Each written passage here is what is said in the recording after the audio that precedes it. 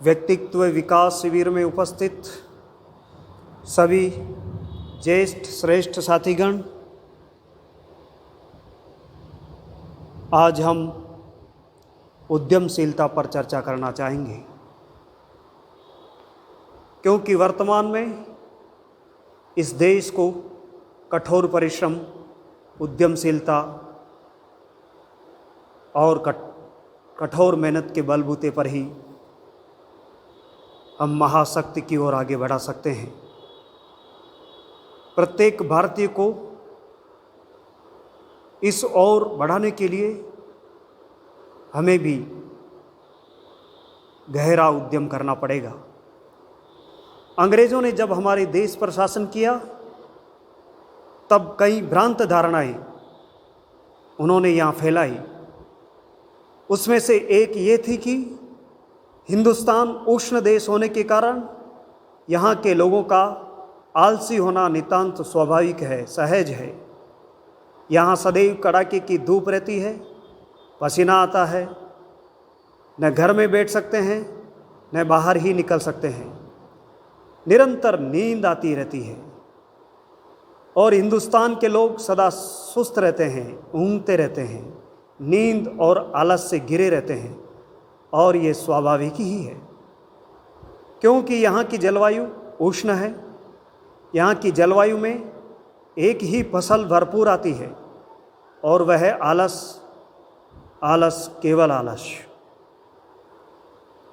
अंग्रेजों ने धूर्तता से जो विचार उस काल में भारतीय जनमानस में बैठाया, उसने आज भयानक राक्षस का रूप धारण कर लिया है। यत्र तत्र सर्वत्र उसी की मनहूस छाया में सारा समाज जीवन कलुषित हो गया है, होता हुआ दिखाई दे रहा है। शहरी, देहाती, सुशिक्षित, प्रशिक्षित, छोटे बड़े, स्त्री पुरुष, सबको आलस्य पिशाच ने ग्रस लिया है, ऐसा लगता है। और इस कारण से आयु कम हुई है, दिन छोटा हुआ है, काम के घंटे बहुत थोड़े बचे हैं। यही कारण है कि सामान्य जनजीवन आवेशहीन हो गया है, उसमें कोई तेजस्विता नहीं बची है। कहीं से किसी का आक्रमण हो तभी हम थोड़े बहुत हलचल करते हैं, तब हम थोड़े जागते हैं, तब हम थोड़े से क्रियाशील होते हैं। करना ही पड़ेगा इसलिए एकाध काम करते हैं, अन्यथा चल रहा है हमारा जीवन बैलगाड़ी की जैसा ढचर ढचर। उद्यम यहाँ एक अपरिचित अपवाद है, एक कर्मण्यता मानव स्वभाव बन गया है यहाँ का। समग्र जीवन बिल्कुल हताश, उदास, मरियल, अंगड़ाइयों और जमुहाइयों से भरा हुआ है। भारतीय जनजीवन अर्थात एक दीर्घ प्रदीर्घ जमुहाई बन गई है। यह सत्य है कि आक्रमण होने पर समाज हड़बड़ाकर जाग उठता है। मुंबई, कलकत्ता, कानपुर, मद्रास जैसे महानगरों में रात दिन उद्योग और फैक्ट्रियां चलती है, ये भी सत्य है। किंतु हमें जो स्थायी प्रगति करनी है उसे और देश के विराट स्वरूप को देखते हुए ये मात्र बाह्य परिस्थिति से उत्पन्न हुए अपवादात्मक दृश्य हैं। इन अपवादों से काम नहीं चलने वाला। आंतरिक चैतन्य में से प्रकटीभूत चिरस्थायी लक्षण नहीं है ये। हम अनेक योजनाएं बनाते हैं, शीघ्र अपने देश की उन्नति हो, सुख की वर्षा हो, ऐसी इच्छा भी रखते हैं, किंतु उसके लिए आवश्यक उद्यमशीलता की हम उपेक्षा करते हैं। उद्योगिनम पुरुष सिंगम उपेति लक्ष्मी, अर्थात अत्यंत उद्योगी पुरुष श्रेष्ठ को ही लक्ष्मी प्राप्त होती है, वैभव प्राप्त होता है। ये त्रिकालवादी सत्य केवल व्यक्ति ही नहीं अपितु समाज एवं राष्ट्र पर भी लागू है। आकार में छोटे किंतु किसी समय संसार पर प्रभुता जमाने वाले इंग्लैंड का इतिहास देखें, संसार को थर्राने वाले मुट्ठी भर जापानियों का इतिहास पढ़ें, अथवा अनेक बार भीषण चोटें खाते हुए पुनः उछल कर खड़े होने वाले जर्मनों को देखें। दीर्घ उद्योग से ही उन्होंने अपनी उन्नति की है, ऐसा दिखाई देगा। Clive, Warren Hastings, Malcolm, Metcalfe, एला फिंस्टन आदि की जीवनियाँ यदि ध्यानपूर्वक पढ़े तो एक बात मन पर संस्कार डालती है, वह है उनकी उद्यमशीलता, कठोर परिश्रम।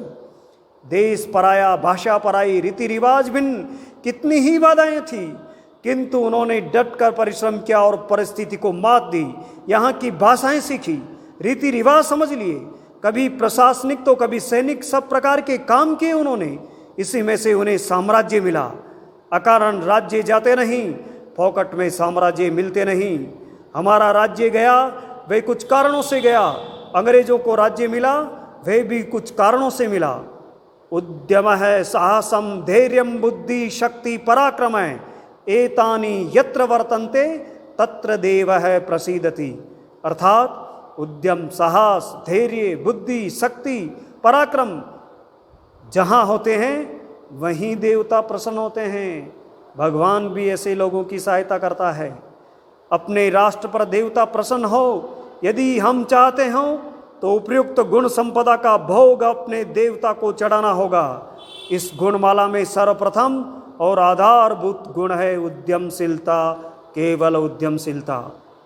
निविड़ अरण्य में निरंतर प्रभात बहता हो, प्रचंड जल शक्ति का अव्यय हो रहा हो, वैसे ही विराट भारतीय जनजीवन काल का अपव्यय कर रहा है।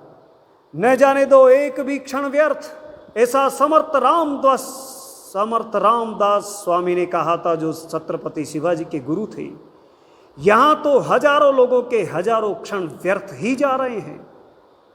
इन महाविद्यालयन कॉलेज के छात्रों को देखिए, इन्हें 3 मास का ग्रीष्मकालीन अवकाश रहता है। अवकाश समाप्त होने पर जरा उन्हें पूछिए, 3 मास की इन छुट्टियों में तुमने क्या किया? अमुक एक विशेष कार्य किया, ऐसा कुछ तुम बता सकते हो? यात्रा की, दर्शनीय स्थान देखे, साइकिल पर वन भ्रमण किया, पड़ोस के ग्राम में जाकर कोई छोटा बड़ा समाजोपयोगी कार्य किया, अपने ही नगर के अस्पताल में जाकर रोगियों की सेवा की, मजदूर बस्ती में, निर्धनों की बस्ती में, अस्पृश्यों की बस्ती में नित्य नियम से गए, कोई नया और आत्मोन्नति का कार्य किया, कम से कम घर बैठकर कोई विद्या, कला, हुनर सीखा, किसी लेखक का समग्र साहित्य ही पढ़ डाला, जीवन पर्यंत उपयोगी रामायण, महाभारत, भगवत गीता जैसे जगत प्रसिद्ध ग्रंथ पढ़े, ऐसा कोई विशिष्ट कार्य किया, ऐसा कह सकते हो? अधिकांश छात्र आपसे यही कहेंगे, नहीं, मैंने ऐसा कुछ नहीं किया। इन छुट्टियों के विशेष कर्तृत्व के रूप में मैं कुछ बता नहीं सकता। शहर शहर के, प्रांत प्रांत के लाखों छात्रों के मुखों से आप यही सुनेंगे, हमने 3-4 महीने व्यर्थ गंवा दिए, कहने लायक कुछ नहीं किया। जिस देश के लक्षावधि तरुण प्रतिवर्ष नियम पूर्वक वर्ष के 3-4 मास कम से कम इस प्रकार खो देते हैं, व्यर्थ गंवा देते हैं, उस देश की उन्नति कैसे हो सकती है? इसका ये अभिप्राय नहीं कि छुट्टियां बंद कर दी जाए, छुट्टियां अवश्य हो, किंतु छात्र स्वयं प्रेरणा से आत्मोन्नति के लिए, स्वयं के विकास के लिए कोई न कोई उद्योग करें, समय का सदुपयोग करें। आप कहेंगे छुट्टी तो छुट्टी है, कैसे भी बिताई जाए। ये छुट्टी होने न होने का प्रश्न नहीं है, ये आदत का, स्वभाव का प्रश्न है। बुढ़िया के मरने का दुख नहीं, यमराज घर देख लेते हैं। छुट्टी गंवाने का इतना दुख नहीं, आदत बिगड़ने का दुख है। अकर्मण्यता की आदत पड़ जाती है और फिर वह अन्य समय भी प्रकट होती है। मान लो परीक्षा में 4 पाठ्य पुस्तकें निर्धारित है, परीक्षक अपेक्षा करता है कि 4 छात्र ये चारों पुस्तकें पढ़ लें, साथ साथ इनसे संबंधित कम से कम 2-3 पुस्तकें और पढ़ें, तभी विषय का सम्यक ज्ञान होगा। परंतु प्राय हमें दिखाई देता है कि अन्य पुस्तकें तो एक और रही, पाठ्य पुस्तकें भी कोई छात्र ठीक से नहीं पढ़ता। कई छात्र पाठ्य पुस्तकों को छूते तक नहीं, वे सस्ती टिप्पणियां पढ़ते हैं, प्रश्नोत्तर देखते हैं, किसी प्रकार उत्तीर्ण हो जाए इसका जुगाड़ करते हैं। छात्रों का तो एक उदाहरण मात्र दिया मैंने, जीवन के सभी क्षेत्रों में यही प्रवृत्ति दिखाई दे रही है। डॉक्टर, वैद्य, शिक्षक, व्यापारी, किसान, मजदूर, मिल मालिक, प्रत्येक व्यवसाय में अधिकतर यही वृत्ति दिखाई देती है। कुछ वर्ष पूर्व देहातों में, गांवों में जीवन प्रातः 4 बजे आरंभ होता था, अब ये 6-7 बजे होता है। पहले उषा काल में घर घर में चक्की की ध्वनि के साथ संगीत का स्वर सुनाई देता था, अब बिजली की चक्की के कारण पिसाई का काम नहीं रहा, किंतु क्या उसके स्थान पर अन्य उपयुक्त कोई काम आया? बिल्कुल नहीं, ऐसी आ गई और सुविधाएं आ गई और नींद ने और गहरी जगह बना ली है इस हिंदुस्तान के अंदर। नगर के किसी छोटे बड़े कार्यालय में जाइए, वहाँ सर्वत्र आपको काम की टालम टोल दिखाई पड़ेगी, अवहेलना दिखाई देगी, काम चोरी दिखाई देगी। आपको वहाँ पग पग पर अनुभव आएगा जीवन यानी एक प्रचंडम टालाटूली, दीर्घ उपेक्षा। इतना ही नहीं, कर्तव्य, दक्षता और उद्यमशीलता का वहाँ उपहास होता हुआ दिखाई देता है। अगर कोई काम करता है, मेहनत करता है, कोई कर्मचारी परिश्रम करता है, सब मिलकर उसकी मजाक बनाते हैं। कहते हैं आए हैं ये देखो बड़े देशभक्त। जो उद्योग करेगा वह बेवकूफ और काम चोरी करेगा वह चतुर। यही आज का सूत्र बन गया है जो हिंदुस्तान को बर्बाद कर रहा है, भारत को नष्ट कर रहा है। कहते हैं एक बार नकटों के गांव में एक अच्छी नाक वाला मनुष्य गया, सब उसे नक्की लाल कह करके उसकी हंसी उड़ाने लगे। ऐसे ही अंधों के देश में एक बार आंख वाला पहुंच गया तो सबने उसका जीना दुभर कर दिया। बोले दिखना ये क्या वस्तु है, लगता ये पागल हो गया है। दुनिया में कभी कोई देख सकता है? आज हमारे भारतीय जीवन में भी ऐसा ही कुछ दिखाई दे रहा है।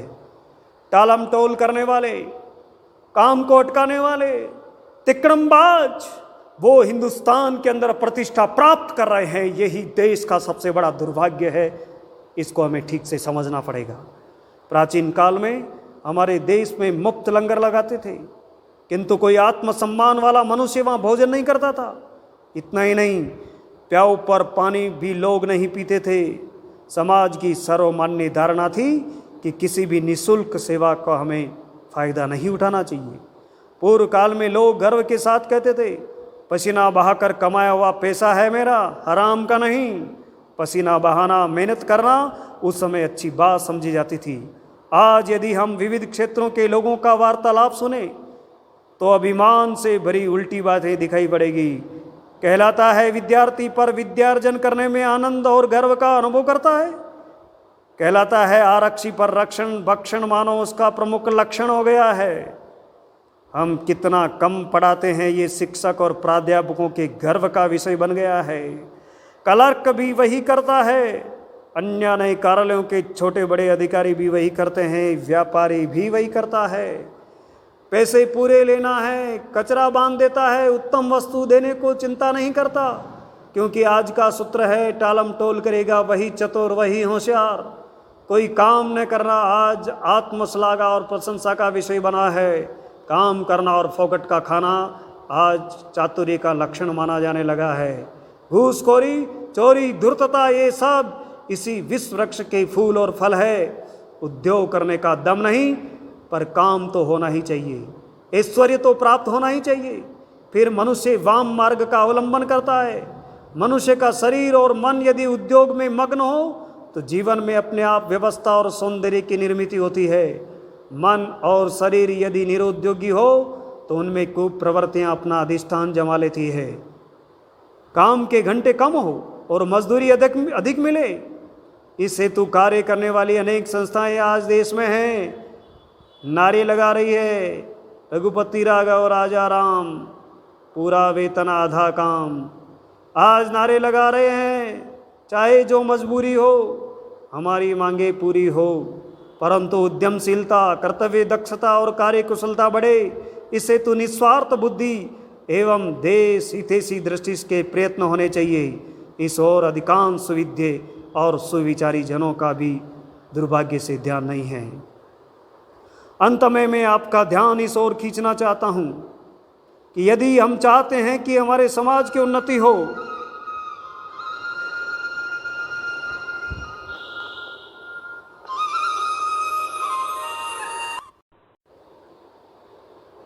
मैं ये कहना चाहता हूँ, यदि हम चाहते हो कि अपने समाज की उन्नति हो तो हमें उद्यम का सहारा लेना पड़ेगा। उद्यमशीलता भारतीय जीवन का स्थायी भाव बनना चाहिए। हमारे श्रेष्ठ पूर्वजों की दैनिक दिनचर्या ब्रह्म मुहूर्त में आरंभ होती थी। भोर में 3:30-4 बजे वे उठते थे। अंतःकरण कुहर में विराजमान ईश्वर का साक्षात्कार वे अपने अंदर स्थित प्रचंड शक्तियों का अनुभव करते थे और तब उनका जीवन दैनिक जीवन चालू होता था। प्रत्येक दिन उनका जीवन मानो एक महान यज्ञ होता था। उन्हीं की हम संतान है, वे सब शक्तियाँ हमारे अंदर भी है। उपनिषद कहते हैं वयम अमृतस्य पुत्रा, शस्त्रों का प्रयोग न होने से वे बेकार हो जाते हैं। मन की अथवा शरीर की शक्तियों का भी ऐसा ही है। उद्यम करने से वे प्रकट होती है, प्रखर होती है। उद्यम न करने से, मेहनत न करने से, परिश्रम न करने से, अकर्मण्य रहने से वे बेचारी जहाँ की तहाँ तड़प तड़प कर मर जाती है। जो उद्यम करता है उसे अपने आप सबकी सहानुभूति प्राप्त होती है। प्रत्यक्ष भगवान भी उसी मनुष्य की सहायता करता है जो प्रचंड परिश्रम करता है। वेद का वचन भी प्रसिद्ध है जो हमने सुना होगा, न ऋते श्रांतस्य सख्याय देवा। अरे देवता और ईश्वर भी उन लोगों की कभी सहायता नहीं करते जो आलसी और निकम्मे बन गए हैं। आने वाले समय में हम अपनी देश को महाशक्ति बनाने की ओर चले हैं। 135 करोड़ हिंदुस्तानी हैं। अगर ठान लें हम और अपने कदम आगे बढ़ जाए और पसीना टपकने लगे हर हिंदुस्तानी से, तो समझ लेना हिंदुस्तान आने वाले समय में दुनिया का नेतृत्व करेगा। और उसके लिए एकमात्र सूत्र है, उसका नाम है उद्यमशीलता, उद्यमशीलता, उद्यमशीलता।